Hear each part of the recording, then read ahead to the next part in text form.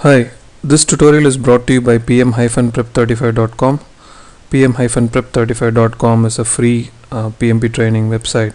Do visit pm-prep35.com to access a lot of free mock exams and chapter and tests. In this session, I am going to cover estimate activity resources. This process is part of project time management knowledge area, and it's part of the planning process group.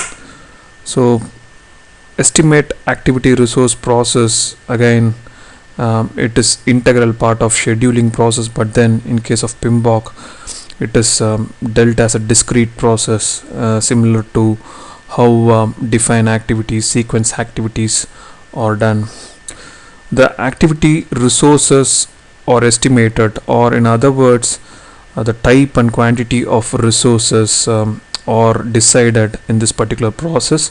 So once you come up with the type and quantity and the capability of the resources, you arrange them in a proper hierarchical structure, and this hierarchical structure is called resource breakdown structure, which is another input for this another output of this process. Basically, you come up with the resource requirements, which is nothing but your quantity and your type, and then you arrange that in a structural hierarchical format, which becomes your resource breakdown structure. So these two, the activity resource requirements, which is nothing but the number of resources required for each of your activities, is one of the output. Then comes the resource breakdown structure, which is a separate hierarchical structure, which has probably for the project in the different phases what kind of resources are needed, and probably it will get to the level, as you go down, it will get to the level of identifying the names, and mainly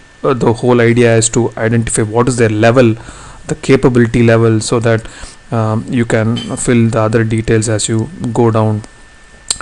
So based on this, the inputs for this process are obviously the schedule management plan, which has details about how to go about coming up with this process of estimating the resources. Then basically this process is tightly coupled with the cost estimation process, because your resource requirements will also drive your cost for that particular activity. So you need to keep in mind what is the activity cost estimate, and then based on that activity cost estimate, you'll have to decide your resource requirements. Or if you take a more if you decide to have a more skilled resource, then that would affect your cost estimate. So both ways, it's an iterative process, deciding on the cost estimation of the activity as well as the resource requirement of the activity. So that way, activity cost estimates is an important input for this process. Excuse me. Then you have the risk register. The risk register is nothing but the list of risks that you probably will have to keep in mind. For example, a project having a tight deadline, or you're working for a customer who's very specific about quality, then you need to ensure that quality is taken care using a quality control department, taking an extra care to incorporate some highly skilled and experienced resources in that area. So that's where your risk register plays an important role in case of this particular process. Apart from this, you obviously have the activity list, which comes out of the define activities process. Then you have your activity attributes, which has more information about each of the activities and things to keep in mind until you build your schedule. So these are the main inputs and outputs. The techniques that are used in this process, tools and techniques, are used mainly the project management software, where you already have a list of activities. You fill in with the resource numbers in a specific column against each of the activities. So that's something you'll use a project management software here. And you also will do bottom-up estimation in terms of coming up with a accurate cost estimate as well as accurate resource requirements. Basically, these processes help you in coming up with a proper estimate or a proper baseline thereafter. So that's where you use a bottom-up estimation technique, so that you can give an accurate resource requirements as well as an accurate cost estimate, which will drive proper cost estimation, which can be baselined by the customer finally. So that's where a bottom-up estimation comes into picture, and you sometimes will have to do some alternatives analysis. For example, a resource that you wanted is not there, then you'll have to look at how or different ways of achieving the same within the cost or within the whatever is the constraints you might have. You might want to fit in things in that boundary. So again, the other input based on these things would be the resource calendar. The resource calendar specifies the work periods for different resources within the resource pool or in the organization. So based on the resource calendar, if some resource works on a particular time shift or works in a different country, those have to be accommodated, or that will help you to look at alternatives.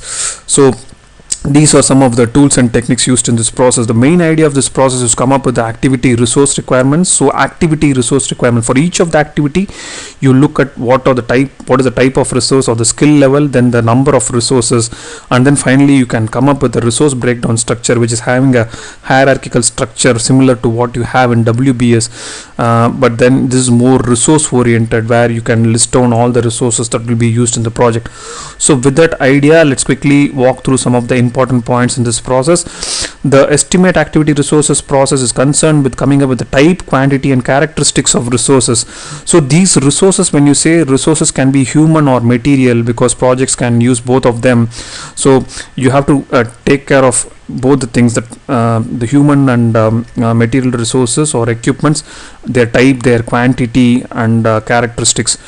Estimate resources process is closely coordinated with estimate cost process, because you're aiming to come up with accurate estimates here. So you also need to scope, time, and cost are all triple constraints. So obviously you need to keep in mind what is the cost that has been estimated for a certain activity or a work package.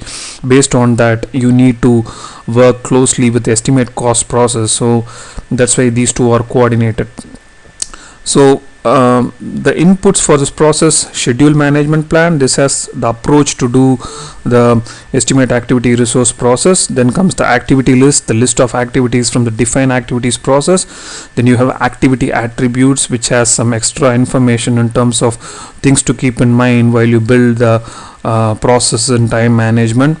So it's more of a descriptive document, which has for each activity description and other attributes like resource requirements or predecessor, successor activities and things like that. The enterprise environmental factors and organizational process assets are all important inputs in terms of the enterprise environmental factors.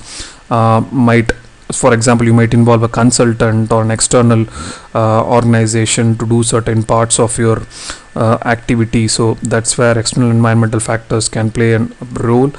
Then you have resource calendars, which is nothing but the work periods or work shifts your resource would work. So you're taking this resource calendars probably from a resource pool which is outside your project, but you have to factor their working period. So that will decide your resource requirements or your decisions when you make the resource requirements. Risk register. This has the list of identified risks.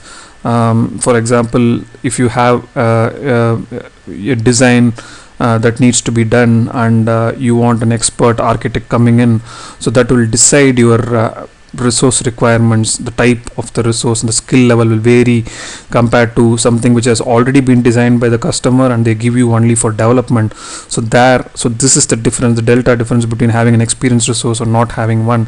So that can become a risk. If you're not pulling the right resource, that can become a risk, and that should be taken care of. So such type of risks are listed in the risk register. So you need to look up and decide on the resources for the particular activity. Activity cost estimates are another input. It is important to select the correct resource for the activity. The cost estimate also needs to be referenced during the selection of the resource. So the tools and techniques used in this process are expert judgment, then you have alternatives analysis, make or buy decision, or you call it procure or buy. So make or buy comes into picture when you have resources, material resources. So that is one way of looking at it. Or you are procuring or you're contracting some of the human resources, or you have them within the company or the organization. So that way you do alternative analysis to get the most skillful or the right amount of skill for the particular activity. Published estimating data, this is mostly used for benchmarking, because you can't come up with some resource. For example, an activity requires only 5 resources at skill level 2, for example. You can't say that I would need high level skill, like for example 1 to 5 is the scale. I can't say I need skill 5 resource and they should be 10. So that would make a difference in the cost. So that's where you look at published estimating data about how cost is handled for a specific project.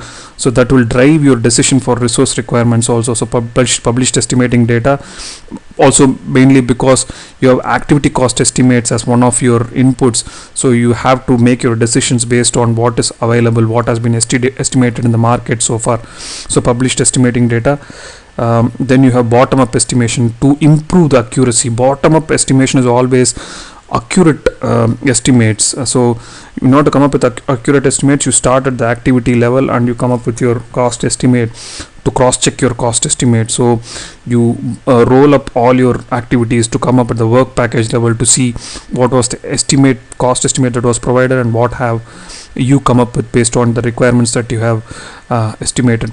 So project management software is used to enter all your resource requirements types, so that you can now have a place where you have the activity list. For each activity you have the resources allocated, and there's a separate place probably in the software where you can just move on and look at your dependencies or the project network diagram.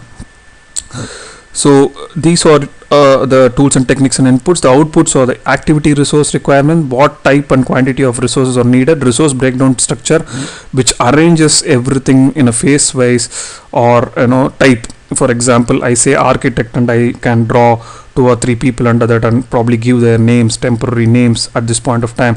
Then design phase, architects. Then you have development phase. You have 3 types of resources needed, one for the UI development, then another for the middle layer, the third for the database layer. So you can have resources under that. So there can be hierarchical structure here.